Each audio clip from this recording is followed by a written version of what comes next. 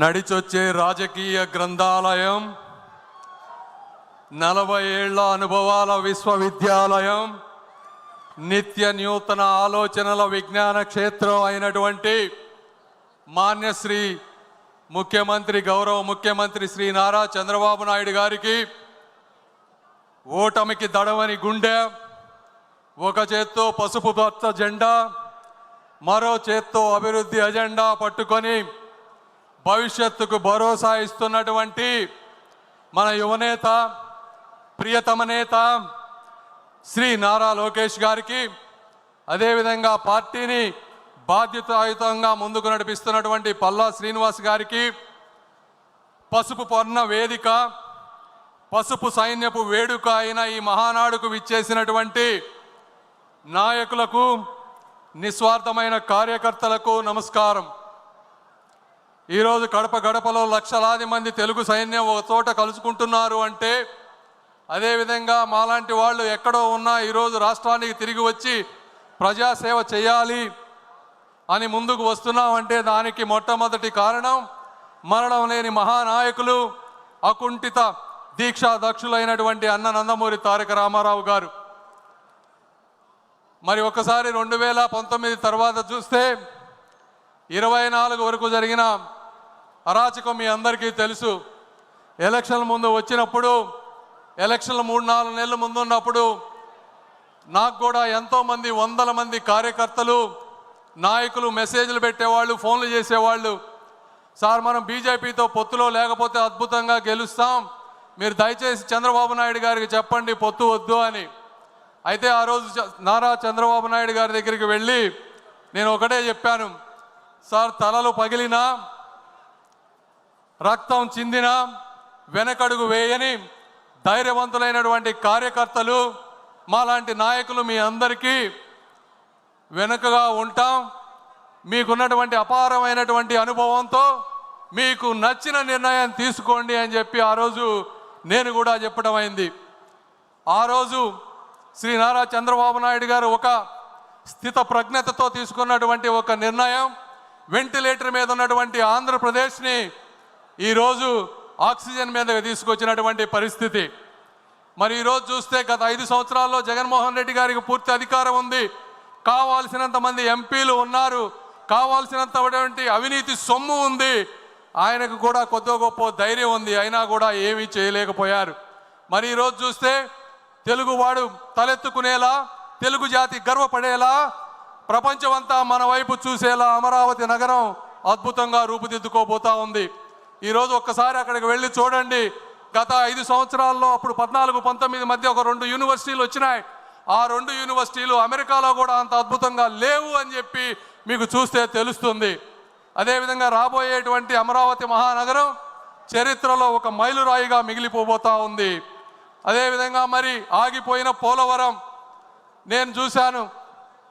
నారా చంద్రబాబు నాయుడు గారు ఎన్నిసార్లు ఢిల్లీ వచ్చేవారు, ఎన్నిసార్లు కేంద్ర మంత్రులతో కలిసేవారు, ఏ విధంగా పోలవరాన్ని నెలలా ఫాలో అప్ చేస్తూ ముందుకు తీసుకువెళ్లారో ప్రత్యక్షంగా చూసినటువంటి వ్యక్తిని.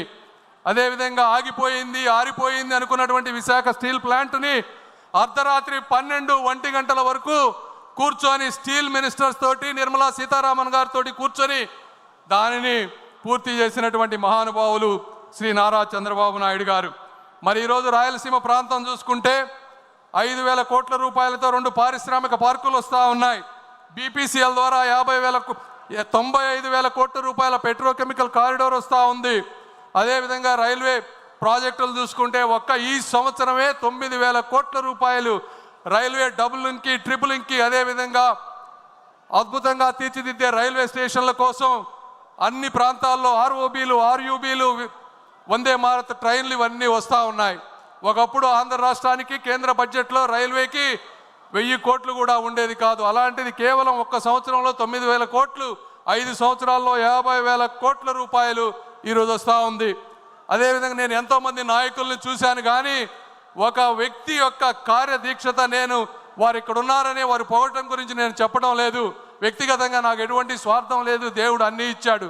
అయితే ఈ వాస్తవాలు కూడా ప్రజలకు తెలియాలని ఈరోజు చెప్తా ఉన్నాను.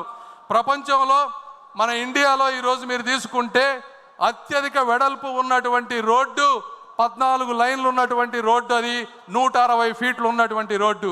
ఇలాంటి రోడ్డే అమరావతి ఔటర్ రింగ్ రోడ్డుకి కేంద్ర ప్రభుత్వం ప్రతిపాదించింది. అయితే నారా చంద్రబాబు నాయుడు గారు దాన్ని 230 ఫీట్ల రోడ్డు కావాలని అడిగారు. ఆ రోజు గడ్కరీ గారు ఉండి ఇండియాలోనే ఇంత పెద్ద రోడ్డు లేదు, అమరావతిలో అక్కడ జనం లేరు, ఎందుకు మీకు అంత పెద్ద రోడ్డు అంటే నారా చంద్రబాబు నాయుడు గారు చెప్పినవి, సార్ నేను ఉంటానో ఉండనో తెలియదు, ఈరోజు మీరు హైదరాబాద్ చుట్టుపక్కల చూస్తే ఒకప్పుడు అక్కడ కూడా కార్లు వెళ్ళేవి కాదు, ఈరోజు అక్కడ ట్రాఫిక్ జామ్ అయిపోతుంది. అయితే నాకు తెలుగు జాతిపై ఉన్నటువంటి ఒక నమ్మకం, ఆంధ్రప్రదేశ్ ప్రజలపై ఉన్నటువంటి ఆ స్ఫూర్తిపై ఉన్నటువంటి నమ్మకం, ఈరోజు ఆంధ్రప్రదేశ్ ఈరోజు ఇలా ఉంటే ఉండొచ్చు, కానీ 25 సంవత్సరాల తర్వాత అక్కడ 1 ఎకరం భూమి కూడా మేము కొనలేం. కాబట్టి మీరు ఎట్టి పరిస్థితుల్లో దాన్ని 230 ఫీట్లు చేయండి. దీనికి అవసరమైతే నేను 1000 కోట్ల రూపాయలు మా రాష్ట్రం నుంచి వస్తాను, నేను చూడకపోయినా నా ఆంధ్ర రాష్ట్ర ప్రజలు ఈ రోడ్డుపై అనుభవించాలి అని చెప్పినటువంటి వ్యక్తి, దీనికి నేను ప్రత్యక్ష సాక్షి అని చెప్తా ఉన్నాను. అదేవిధంగా జగన్మోహన్ రెడ్డి గారు గత 5 సంవత్సరాల్లో రాష్ట్రంలో ఉన్నటువంటి అనేక వ్యవస్థలు, స్కీములు అన్నిటినీ కూడా నాశనం చేసినటువంటి వ్యక్తి.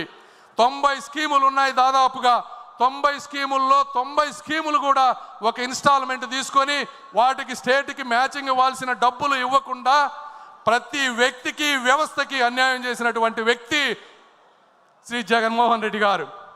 ఈరోజు చూస్తూ ఉంటే కార్యకర్తలకు కూడా నేను ఒకటి చెప్తా ఉన్నాం, 2014-19 మధ్య ఆ రోజు నారా లోకేష్ గారు పంచాయతీరాజ్ మంత్రిగా ఉన్న రోజు వేసినటువంటి సిమెంట్ రోడ్లే ఈరోజు ఎస్సీ, ఎస్టీ, బీసీ కాలనీలో ఒక అద్భుతంగా ఉన్నాయి. ఒక్కసారి ఊహించుకోండి, గత 5 సంవత్సరాల్లో ఆ సిమెంట్ రోడ్లు వేసి ఉండకపోతే ఒక్క ప్రాంతంలో కూడా తిరగడానికి రోడ్లు ఉండేవి కావు. మళ్ళీ అదేటువంటి అభివృద్ధి ఈరోజు ఎక్కడ చూసినా రాయలసీమ ప్రాంతంలో ప్రతి నియోజకవర్గానికి 20 కోట్ల రూపాయలతో జాతీయ ఉపాధి హామీ పథకం నిధులతో 20 కోట్ల రూపాయలతో ఈరోజు సిమెంట్ వర్కులు జరుగుతూ ఉన్నాయి ప్రతి ప్రాంతంలో. కార్యకర్తలకు 2 ఇబ్బందులు ఉన్నాయి. ఒకటి 14-19 మధ్య చేసినటువంటి కొన్ని నిధులు ఒక 180 కోట్ల రూపాయలు మీకు రావాల్సినవి రావలేదు. దీనికి కారణం ఆ రోజు జగన్మోహన్ రెడ్డి గారు 30% వర్క్స్ తెలుగుదేశం పార్టీ నాయకులవి వీరు పనులు చేసినా చేయలేదు అని చెప్పి సెంట్రల్ గవర్నమెంట్లో కంప్లీట్గా మూసివేస్తే అవి ఈరోజు తెరవలేని పరిస్థితిలో ఉన్నాం. ఆ 180 కోట్లు కూడా తీసుకొచ్చే బాధ్యత మేము తీసుకుంటాం. అయితే కేంద్రం ఏమన్నా ఇస్తుందేమోనని మొదటగా ప్రయత్నం చేస్తున్నాం. కేంద్రం ఇవ్వని రోజు రాష్ట్ర ప్రభుత్వం ఆ 180 కోట్లు ఇస్తుంది. అదేవిధంగా ఈరోజు 2000 కోట్ల రూపాయలు నిధులు మన జాతీయ ఉపాధి హామీలో పెండింగ్ పనులు ఉన్నాయి. నేను ఇక్కడున్నా కూడా నిన్న ఫాలో అప్ చేస్తూ ఉన్నాం. రాత్రే దానికి కన్ఫర్మేషన్ వచ్చింది. ఆ 2000 కోట్ల రూపాయలు కూడా వచ్చే వారం 10 రోజుల్లో మీ అందరికీ వస్తున్నాయని చెప్పి మీ అందరికీ నేను తెలియజేస్తూ ఉన్నా. అదేవిధంగా ఈరోజు ఎక్కడ చూసినా, ఏ పల్లెకు చూసినా ప్రతి వ్యక్తి దాహంతో గొంతెత్తేటువంటి పరిస్థితి. ఈ పరిస్థితిని గుర్తించినటువంటి శ్రీ నరేంద్ర మోదీ గారు అద్భుతమైనటువంటి జల్ జీవన్ మిషన్ని 20,000 కోట్ల రూపాయలతో ఆంధ్రప్రదేశ్కి ఇచ్చారు. అందులో కేంద్ర భాగం 14,000 కోట్లు, రాష్ట్ర భాగం 6,000 కోట్లు. ఇది జగన్మోహన్ రెడ్డి గారి పరిపాలనలో వచ్చింది. అయితే కేవలం జగన్మోహన్ రెడ్డి గారు 2,000 కోట్ల రూపాయలు మాత్రమే ఖర్చు పెట్టి 12,000 కోట్ల రూపాయలు నిరుపయోగంగా చేసి ఈరోజు ప్రతి ఇంటికి నీరు వచ్చే విధాన్ని రాకుండా చేసినటువంటి వ్యక్తి. ఆ స్కీమ్ కూడా ఈ 26కి ఎండ్ అయిపోతుంది. శ్రీ నారా చంద్రబాబు నాయుడు గారు వచ్చే ప్రతి మినిస్ట్రీ జలశక్తి మినిస్టర్తో ఈరోజు మాట్లాడుతూ ఉన్నారంటే ఎందుకు కలుస్తున్నారు అంటే ఆ స్కీమ్ను ఇంకొక 5 సంవత్సరాలు ముందుకు తీసుకువెళ్తే మళ్ళీ మనం ఏదో విధంగా 6,000 కోట్ల రూపాయలు మ్యాచింగ్ చేసి 20,000 కోట్ల రూపాయలతో ప్రతి ఇంటికి ఇక జీవితంలో నీటి సమస్య లేకుండా, నీటి సమస్య లేవటం అంటే కేవలం ఒక బోరు వేసి నీళ్లు వేయటం కాదు, ఎక్కడెక్కడ నదులు ఉన్నాయో తరతరాలు మారినా కూడా నీటి ప్రవాహం తగ్గదో అలాంటి వాటి నుంచి సస్టైనబుల్ వాటర్ నుంచి ఆ ప్రాంతాల నుంచి పైప్ లైన్లు వేసి పేదలకి ఎప్పుడు నీరు సమస్య లేకుండా చేయటంలో ఆయన నిరంతరం కృషి చేస్తూ ఉన్నారు. దానికి కూడా నేను సాక్షి అని మీ అందరికీ తెలియజేస్తా ఉన్నా. ఈరోజు అదేవిధంగా అర్బన్ ప్రాంతాల్లో కూడా నీటి సమస్య ఉంది, పట్టణాలు పెరిగిపోతూ ఉన్నాయి. ఇలాంటి పథకం ఒకటి అమృత్ స్కీమ్ అని సెంట్రల్ గవర్నమెంట్లో ఉంది. సెంట్రల్ గవర్నమెంట్ స్కీమ్కి మళ్ళీ కావాలంటే స్టేట్ గవర్నమెంట్ నుంచి ఒక 50-60% నిధులు కావాలి. ఎందుకంటే అర్బన్లో ఎక్కువ ఇవ్వరు సెంట్రల్ గవర్నమెంట్, రాష్ట్రం దగ్గర డబ్బులు లేవు. అయినప్పటికీ కూడా ఈ అమృత్ స్కీమ్ ద్వారా చంద్రబాబు నాయుడు గారు 9,000 కోట్ల రూపాయలు ఈరోజు ప్రతి మున్సిపాలిటీకి వచ్చే విధంగా చేశారు. మీ అందరికీ నేను ఈరోజు చెప్తా ఉన్నాను, ఆ స్కీముని స్టేట్లో డబ్బులు లేకపోయినా ఏ విధంగా మ్యాచ్ చేసి తీసుకొచ్చారంటే తెలివైన వాడికి కూడా మతిపోయే విధంగా చేసినటువంటి వ్యక్తి శ్రీ నారా చంద్రబాబు నాయుడు గారు. ఇది కూడా వాస్తవం అని మీ అందరికీ నేను తెలియజేస్తా ఉన్నా. అదేవిధంగా ఇవన్నీ జగన్మోహన్ రెడ్డి గారు 24 గంటలు మైనారిటీలు, నా ఎస్సీలు, నా ఎస్టీలు, నా బీసీలు అని మాట్లాడుతూ ఉంటారు. ఆయన చేసినటువంటి అన్యాయం మీకు ఒకటి చెప్తా. ఒక స్కీమ్ ఉంది. నేను మా గుంటూరు ప్రాంతంలో మైనారిటీ సోదరులు చాలా ఎక్కువ మంది ఉన్నారు. ఈ మైనారిటీ సోదరులకు ఏదన్నా చేయాలని చెప్పి ఆ మైనారిటీ మినిస్ట్రీకి వెళ్తే PMJVK అని ఒక ప్రధానమంత్రి జన వికాస్ కార్యక్రమం అని ఉంది. దీనికి సంవత్సరానికి 2000 కోట్ల రూపాయల నిధులు ఉన్నాయి. గత 3 సంవత్సరాల్లో ఒక్క రూపాయి కూడా వాడుకోలేదు. ఎందుకు వాడుకోలేదయా అంటే మనం ఉన్నప్పుడు 500 ప్రాజెక్టులు తీసుకొస్తే కేవలం 55 మాత్రమే కట్టారు. సెంట్రల్ టీము, స్టేట్ టీము వచ్చి వెరిఫై చేస్తే అందులో సగం కట్టలేదు. నిధులన్నీ దుర్వినియోగం అయిపోయినాయి. ఇప్పుడు స్టేట్ వచ్చి చూస్తే అక్కడ మేము ఇచ్చిన డబ్బులకి ప్రాజెక్టులు లేవు అని చెప్తే ఇప్పుడు దాదాపుగా 230 కోట్ల రూపాయలు స్టేట్ గవర్నమెంట్ సెంట్రల్కి పే చేసి ఆ బాకీలు తీర్చి ఆ దొంగ సర్టిఫికెట్లు తీసేస్తే మళ్ళీ 2000 కోట్ల రూపాయలు వాడుకునేటువంటి పరిస్థితి రాబోతా ఉంది. ఈ విధంగా ప్రతి వ్యక్తికి అన్యాయం చేసినటువంటి మహానుభావుడు శ్రీ జగన్మోహన్ రెడ్డి గారు. మీకు ఆఖరిగా చెప్తా ఉన్నా, ఇవన్నీ ఇప్పటి వరకు ఉన్నటువంటి స్కీమ్స్ మీకు తెలిసినవి. అదేవిధంగా మొన్న వచ్చారు, 7 మంత్రులను కలిశారు. అందులో ఒక ముఖ్యమైనది డిఫెన్స్ క్లస్టర్. డిఫెన్స్ క్లస్టర్కి ఆయన మరి ఫ్లైట్లో రాసుకున్నారో ఎక్కడ రాసుకున్నారో తెలియదు, కానీ రాయలసీమ ప్రాంతాన్ని 5 భాగాలుగా విభజించారు. ఒక చోట మిస్సైల్స్ తయారు చేయాలని, ఒక చోట కమర్షియల్ అదేవిధంగా మిలిటరీ ఎయిర్క్రాఫ్ట్స్ తయారు చేయాలని, ఒక ప్రాంతాన్ని ఈ మందుగుండ్లన్నీ కూడా స్టోరేజ్ చేసుకునే విధంగా చేయాలని, ఒక ప్రాంతాన్ని డ్రోన్ సిటీగా చేయాలని, ఈ విధంగా ఉన్నటువంటి విశాలమైనటువంటి ప్రాంతాన్ని మా దగ్గర 1000 ఎకరాలు ఉన్నాయి, మీరు రండి మీరు అని చెప్పి రాజ్నాథ్ సింగ్ గారి దగ్గర కూర్చొని రాయలసీమ ప్రాంతాన్ని కూడా నిరక్షరాస్యత లేకుండా చేయాలని ఒక కంకణం పట్టుకున్నారు. అది తెలిసిన వ్యక్తి ఈరోజు కర్ణాటకలో వాళ్ళందరూ భయపడేటువంటి పరిస్థితికి వచ్చారు. ఎందుకంటే మీ అందరికీ సార్ మీరు కూడా ఏమనుకోవద్దు, నేను ఈ వాస్తవం ప్రజలకు తెలియాలని చెప్తా ఉన్నాను. ఢిల్లీలో నేను ఒకసారి ఆఫీస్లో ఒక సెక్రటరీలను అడిగా, మా సార్ గురించి మీరు ఏమనుకుంటారు మా చంద్రబాబు నాయుడు గారి గురించి అని అడిగితే వాళ్ళు ఒకటే చెప్పారు, ఒక ప్రాంతంలో వరదలు ఉన్నాయని, కరువు ఉన్నాయని రెండిటికి డబ్బులు తీసుకెళ్ళినటువంటి సమర్థమైనటువంటి వ్యక్తి శ్రీ నారా చంద్రబాబు నాయుడు గారు అని చెప్పారు. అంటే అది బాబు గారికి ఉన్నటువంటి కార్యదక్షత. ఈరోజు పక్క రాష్ట్రం వాళ్ళు భయపడతా ఉన్నారు, చంద్రబాబు నాయుడు గారు ఇక్కడ ఉంటే ఎక్కడ ఇవన్నీ తీసుకువెళ్తారో అని. ఏదేమైనప్పటికీ నేను కూడా మీరు కూడా ఇక్కడ రాయలసీమ ప్రాంత వాసులు చాలామంది ఉన్నారు. కడప ప్రాంతంలో మొదటిసారిగా మహానాడు జరుగుతుంది. ఈ రాయలసీమ రతనాల సీమ, రాగాల సీమ, అనురాగాల సీమ. ఈ ప్రాంతంలో ఉన్నటువంటి నిరుద్యోగులందరికీ కూడా ఉద్యోగాలు కల్పించేటువంటి శక్తి ఉన్నటువంటి యువనేత శ్రీ నారా లోకేష్ గారు. అదేవిధంగా మీరందరూ కూడా చాలా కోపంతో ఉండుండొచ్చు. ఒక్కటే గుర్తుపెట్టుకోండి, కలం పట్టుకున్నవాడు, కత్తి పట్టుకున్నవాడు కత్తితోనే చచ్చిపోతాడు, కలం పట్టుకున్నవాడు కలల్ని జయిస్తాడు అని నమ్మేటువంటి సిద్ధాంతం ఉన్నటువంటి వ్యక్తులు శ్రీ నారా చంద్రబాబు నాయుడు గారు, లోకేష్ గారు. ఈ రోజున మరి ఈరోజు మీరు ఎంపీలు చూస్తూ ఉంటే గత 5 సంవత్సరాల్లో మీరు చూసిన ఎంపీలు ఎవరు? ఒక నందిగం సురేష్ గారు, అదేవిధంగా ఒక అవినాష్ రెడ్డి గారు, ఒక మాధవ్, ఒక మిథున్ రెడ్డి. మరి ఈరోజు ఉన్నటువంటి ఎంపీలు ఎలా ఉన్నారు మీరే ఆలోచించండి. ఆ రోజు మిథున్ రెడ్డి గారు ఏమన్నారు? ఒక నిండు సభలో అధికార మదంతో, అవినీతి సొమ్ముతో, ఏకవచనంతో యువతకు స్ఫూర్తి అయినటువంటి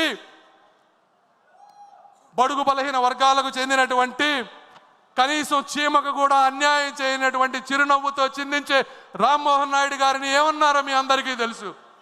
అలాంటి వ్యక్తిని ఈ రోజున కేంద్ర మంత్రిని చేసి దేశ విదేశాలు చెప్పుతూ అందరి చేత సెల్యూట్ కొట్టించే విధంగా చేసినటువంటి వ్యక్తి శ్రీ నారా చంద్రబాబు నాయుడు. మరి ఈరోజు ఉన్నటువంటి ఎంపీలు ఎవరు? ఒక దగ్గుమళ్ళ ప్రసాదరావు గారు, ఒక కృష్ణప్రసాద్ గారు, ఒక బైరెడ్డి శబరి గారు. ఇలాంటి గొప్ప గొప్ప చదువుకున్న వ్యక్తులందరినీ కూడా రాజకీయాల్లో తీసుకొచ్చారు. వీళ్ళందరూ అక్కడ ఉన్నటువంటి ఎంపీలందరికీ జగన్మోహన్ రెడ్డి గారు మైన్స్ అప్పచెప్పారు, మందు అప్పచెప్పారు. బాబు గారు ఏం అప్పచెప్పారో తెలుసా? ఒక్కొక్కరికి ఒక డిపార్ట్మెంట్ అప్పచెప్పారు. నువ్వు శిశు సంక్షేమ శాఖ చూసుకో అన్నారు. ఒకరికి పోర్టులు చూసుకోమని చెప్పారు. వీళ్ళు ఆ స్కీములన్నీ చదివి వస్తే బాబు గారు వస్తున్నారంటే భయపడేటువంటి పరిస్థితికి తీసుకొచ్చినటువంటి వ్యక్తి నారా చంద్రబాబు నాయుడు గారు. అదేవిధంగా మీరు ఈరోజు చూస్తే ఎంపీలు అందరూ మిథున్ రెడ్డి గారు కోర్టుల చుట్టూ తిరుగుతూ ఉన్నారు అడ్వాన్స్డ్ బెయిల్ గురించి. మన ఎంపీలు ఎక్కడ తిరుగుతున్నారు? దేశ విదేశాల్లో దేశ ప్రతిష్ట పెంపొందిస్తూ మన దేశంపై పాకిస్తాన్ చేసేటువంటి అరాచకాలని చెప్తూ ఈరోజు లావు శ్రీకృష్ణదేవరాయలు గారు, ఒక బైరెడ్డి శబరి గారు, ఇలా బాలయోగి గారి అబ్బాయి అందరూ ఈరోజు ప్రపంచ దేశాలు తిరుగుతూ ఉన్నారు. ఇది కార్యకర్తలు కానీ నాయకులు కానీ అందరూ కూడా గుర్తుంచుకోవాల్సినటువంటి విషయం. ఆఖరిగా జగన్మోహన్ రెడ్డి గారు ఈ ప్రాంత వాసి కాబట్టి నేను అందరికీ ఒకటే చెప్పదలుచుకున్నా, చంద్రబాబు నాయుడు గారిది కానీ తెలుగుదేశం పార్టీ కార్యకర్తలకు కానీ నాయకుల సహనాన్ని కానీ మీరు పరీక్షించవద్దు.